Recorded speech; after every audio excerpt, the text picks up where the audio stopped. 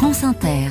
De l'histoire politique, on passe à l'histoire du monde. Anthony Bélanger, la Corée du Sud vient d'établir un nouveau record de dénatalité. Oui, c'est même un record mondial. Aucun autre pays au monde n'a un taux de natalité aussi bas et qui plonge depuis aussi longtemps, 7 années consécutives de baisse.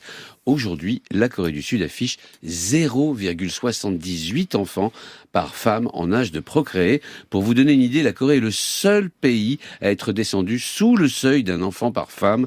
Même le Japon voisin, qui pourtant perd 300 à 500 000 habitants par an, affiche une natalité de 1,2 enfants par femme. La Chine, elle, est à 1,28. Est-ce que les autorités sud-coréennes ont tenté de réagir ? Elles ont même dépensé sans compter pour tenter d'infléchir une situation qui menace de diviser par 2 la population sud-coréenne à la fin du siècle. Elle passerait ainsi de 51 millions d'habitants à moins de 24 millions. En 16 ans, les gouvernements successifs ont mis 200 milliards d'euros sur la table en allocations diverses à la naissance d'un enfant, pour les femmes enceintes, pour soulager les familles de frais de garde. Rien n'y a fait, tout a échoué. Donc le problème est plus profond. Et oui, il commence, comme dans d'ailleurs beaucoup de pays, dont le nôtre, par un grave problème de logement.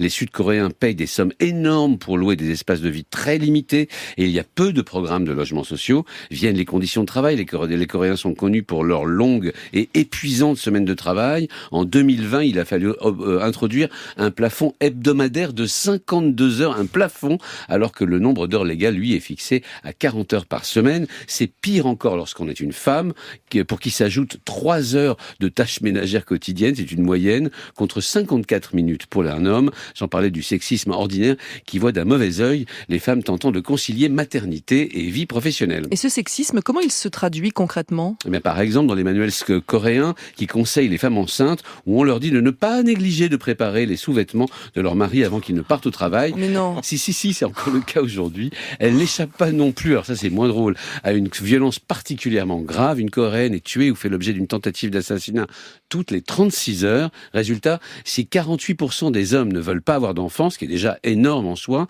le pourcentage grimpe à 65% pour les Sud-Coréennes. Et le pire, c'est que le nouveau président Yoon s'est fait élire notamment pour son sexisme décomplexé. D'ailleurs, vous aviez consacré une chronique à ce sujet il y a quelques mois. Oui, car M. Yoon avait fait campagne contre le féminisme, expliquant notamment qu'il empêchait les relations saines entre les hommes et les femmes. Il a d'ailleurs joint le geste à la parole en fermant toutes les antennes du ministère de l'égalité homme-femme pour, à terme, abolir un ministère qui pourtant n'existe que depuis 2001, mais aussi les programmes scolaires combattant le sexisme au quotidien. Son argument, je vous le cite, « Si vous trouvez que le sexisme et le féminisme sont si importants, parlez-en sur votre temps et avec votre argent. » Anthony Bélanger.